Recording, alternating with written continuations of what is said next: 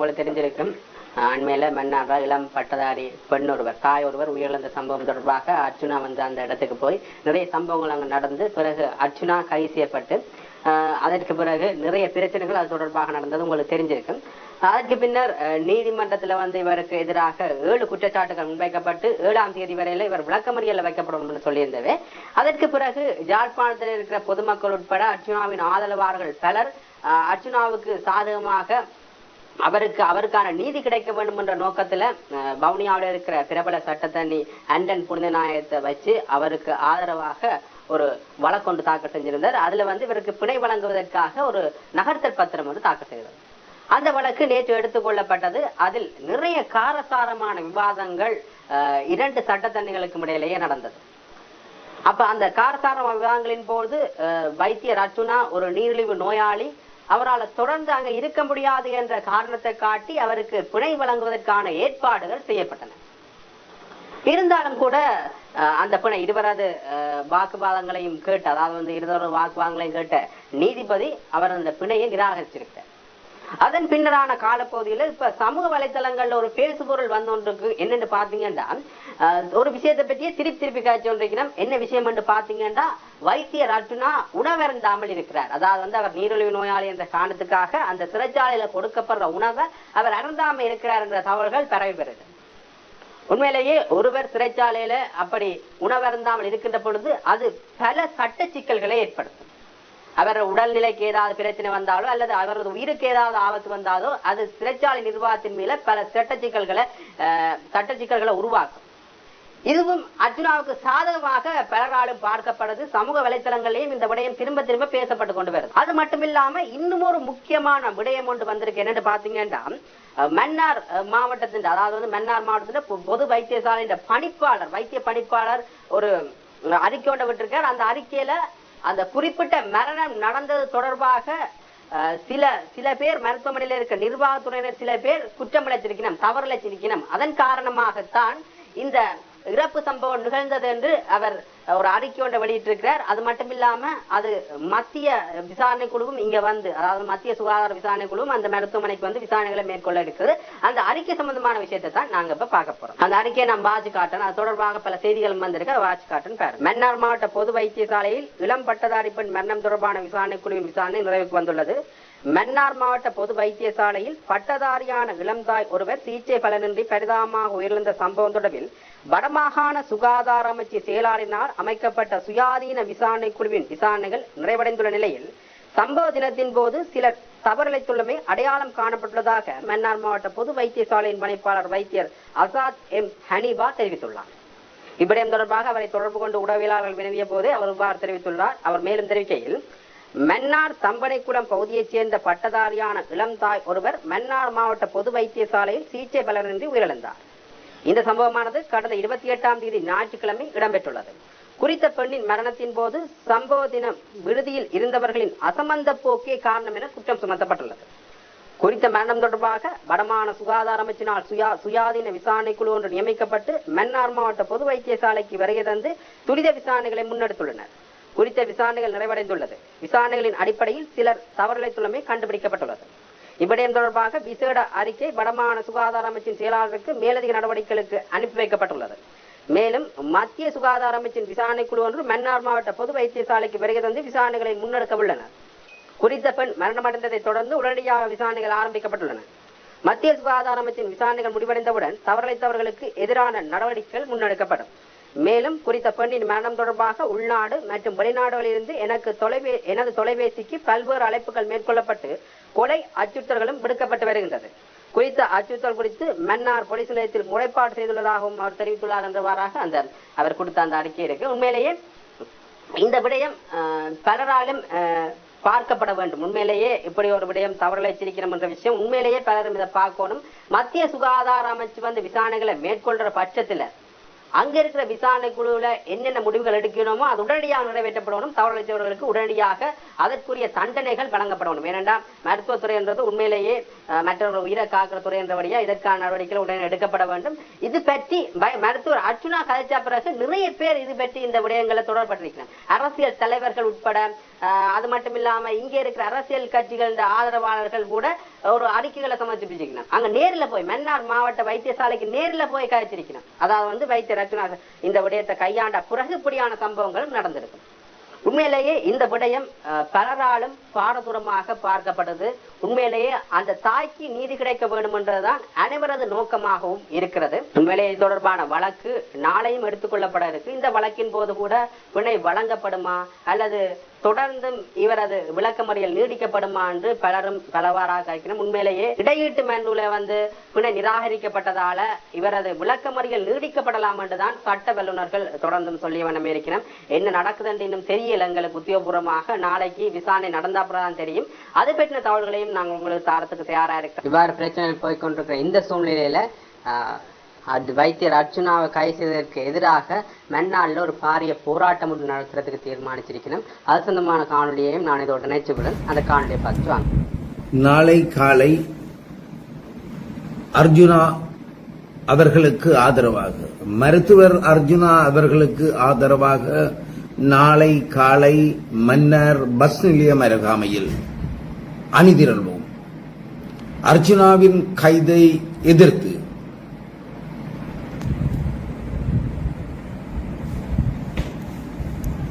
கொலை செய்யப்பட்ட மருத்துவர்களின் அக்கறையினத்தால், மருத்துவர்களின் தவறினால், மருத்துவர்களின் உதாசீனத்தால்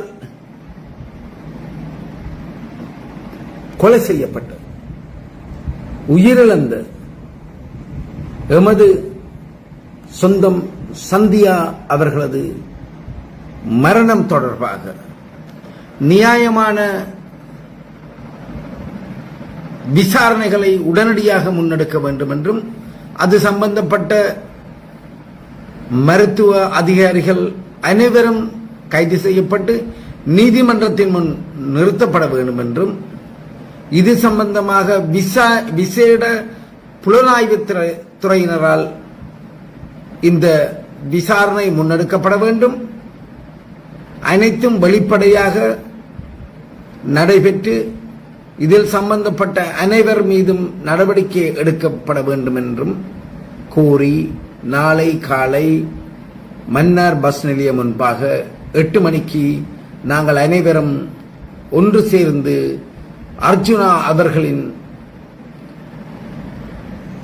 அவர்களின் நடவடிக்கைகள் அனைத்தும் மக்கள் சார்பாகவே நிகழ்ந்திருக்கின்றது.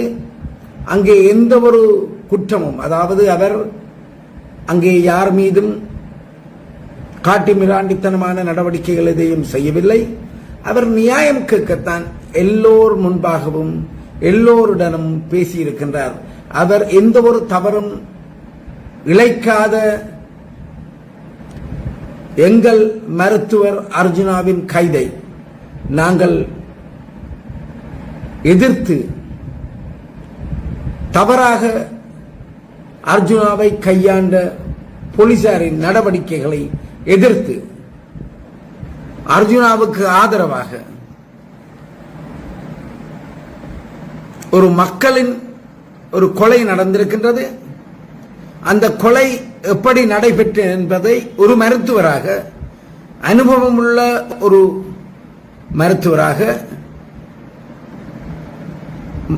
ஒரு பேஸ் ஹாஸ்பிட்டல் எம்எஸ் அட்மினாக அங்கு சென்றிருந்த அர்ஜுனா மனித விழுமியங்களுக்கு அப்பால் செல்லாமல் பண்போடு இந்த விடயங்கள் அனைத்தையும் அவர்களிடம் கேட்டிருக்கின்றார். ஆஸ்பத்திரி என்பது மக்களுக்கானது.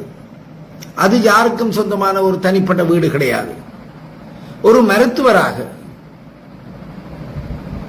மருத்துவர்கள் ஆஸ்பத்திரிக்கு போக முடியாதென்ற ஒரு நிலை ஒருபோதும் இல்லை. அவர் இங்கு இலங்கை அரசு சேவையில் கடமையாற்றும் மருத்துவர். அவர் அந்த ஆஸ்பத்திரியில் கடமைக்கு நியமிக்கப்பட்டிருந்திருக்காவிட்டாலும் கூட அவர் அங்கு சென்றதில் தவறு எதுவுமே கிடையாது. அறியாமையாக அறிவூட்டப்படாத அப்பாவி சொந்தங்களை தங்களுடைய அதிகார வரி பிடித்து மிரட்டி வெருட்டி எப்பவுமே அச்சத்தில் வைத்திருக்கும் இந்த மருத்துவ கும்பல்கள் அவர்களுக்கான மருத்துவ உரிமைகளை இறமைகளை வழங்க மறுத்ததன் நிலைதான் எமது சொந்தமான சந்தியாவின் உயிரிழப்பு. 5 மணித்தியாலங்களை தாண்டியும் ஒரு மருத்துவர் கூட இரத்த கசிவு ஏற்பட்ட எங்களது பிள்ளைக்கு எங்களது சகோதரிக்கு எந்த ஒரு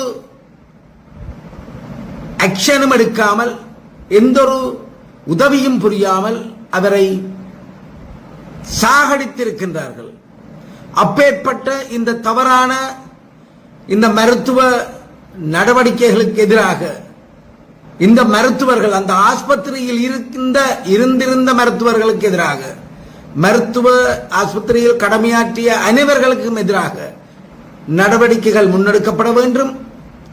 இதை அக்கறையோடு இந்த மக்களால் தெரிவு செய்யப்பட்ட 6 பிரதிநிதிகள் வன்னி மாவட்டத்துக்கு இருந்திருந்தும் வன்னி பிரதேசத்தில் மக்களால் தெரிவு செய்யப்பட்ட பாராளுமன்ற உறுப்பினர்களாக இருந்தும் ஒருவர் கூட அந்த இடத்துக்கு சென்றிருக்கவில்லை. அர்ஜுனா அங்கு சென்றதன் பின்னர் கௌரவ சால்ஸ் நிர்மலநாதன் அவர்கள் புரொவின்சியல் டைரக்டரை கூப்பிட்டு அங்கே ஒரு பத்திரிகையாளர் மகாநாட்டை நடாத்தி அவர்களுக்காக வக்காலத்து வாங்கி இருக்கின்றார். தமிழர்களின் மனித உரிமைகளில் உரிமை விழுமியங்களில் அனைத்து மனித உரிமை விழுமியங்களிலும் அக்கறையுள்ள அதற்காக போராடுகின்ற அதற்காக செயற்படுகின்ற அனைத்து பொது அமைப்புகளும் சட்டத்தரணிகளும் அர்ஜுனாவுக்கு ஆதரவாக களமிறங்க வேண்டும் என பணிவன்புடன் வேண்டுகின்றோம். நாங்கள் மதங்களை தாண்டி அனைத்து பிரிவுகளையும் தாண்டி அனைத்து பேதங்களையும் தாண்டி தமிழர்களாக இந்த மண்ணில் நாங்கள் ஒற்றுமையாக வாழ வேண்டும் என்ற நோக்கத்துக்கு ஆரம்பமாக புதிதாக நாங்கள் அப்பேற்பட்ட ஒரு எண்ணத்தோடு அப்பேற்பட்டதொரு ஐக்கியத்தோடு நாங்கள் அனைவரும் முஸ்லிம் சகோதரர்கள் கிறிஸ்தவ சகோதரர்கள் இந்து சகோதரர்கள் அனைத்து மதங்களையும் சேர்ந்த சகோதரர்கள் எல்லோரும் நாங்கள் தமிழர்கள் என்ற ஐக்கியத்தோடு ஒன்றாக இந்த தமிழர் பிரதேசங்களில் நடக்கின்ற அனைத்து அடக்குமுறைகளுக்கும் எதிராக நாங்கள் குரல் கொடுக்க வேண்டும். தமிழர் பிரதேசங்களில் இருக்கின்ற அனைத்து இறமைகளும் அனைத்து வசதிகளும் எமது மக்களுக்கு குறித்தானவை. அந்த உதவிகளை அப்பேற்பட்ட வசதிகளை பயன்படுத்துவதற்கு அங்கே எந்த ஒரு பொதுமகனுக்கும் பேதம் இருக்க முடியாது. அனைவரும் சமம். அனைவரும் இந்நாட்டு மன்னர்களே. நாங்கள் அனைவருக்கும் எங்கள் அனைவருக்கும் ஒரே சமமான அந்த வசதிகள் உதவிகள் செய்து தரப்பட வேண்டும் என்ற கருத்தோடு ஒரு 65 குடும்பம் மட்டும் இருக்கின்ற அந்த குக்கிராமத்தில் நடைபெற்றிருந்த கொடூரத்துக்கு தங்கை சிந்துஜாவின் மரணத்துக்கு நாங்கள் ஒன்றாக சேர்ந்து நாளை காலை மன்னர் பஸ் நிலையம் அருகாக குரல் கொடுப்போம்.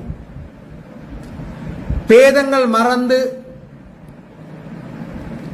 எங்களிடம் இருக்கின்ற அனைத்து பிரிவினைகளுக்கு முற்றுப்புள்ளி வைத்து நாம் அனைவரும் தமிழர்களாக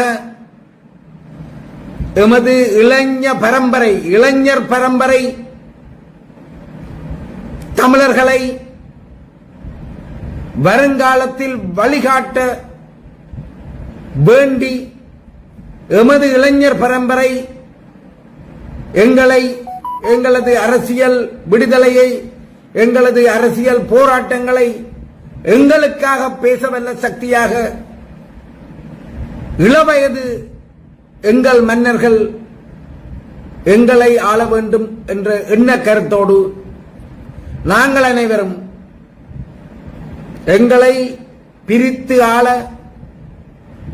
நன்கு திட்டமிட்டு நிகழ்ச்சி நிரல்களோடு எல்லோரும் சேர்ந்து எங்களை மடையர்களாக்கி, தமிழர்களை முட்டாள்களாக்கி, எங்களது வாக்குகளை பெற்று எங்களை ஏமாற்றி எங்கள் மக்களுக்குரித்தான இறமைகளை கூட அனுபவிக்க அருகதையற்ற நாதியற்றவர்களாக செயற்படும் இந்த கேவலம் கெட்ட அரசியல்வாதிகளுக்கு பாடம் புகட்டும் முகமாகவும் அனைத்து மக்களும் அனைவரும் சமம், அனைவருக்கும் இந்த நாட்டில் இருக்கின்ற வசதிகள் உதவிகள் அனைத்தும் சமமானவை, அனைத்து துறைகளிலும் இருக்கின்ற மாஃபியாக்களுக்கு எதிராக மக்களை மிரட்டி விரட்டி வாழுகின்ற இந்த மாஃபியாக்களுக்கு எதிராக எங்கள் இளைஞர்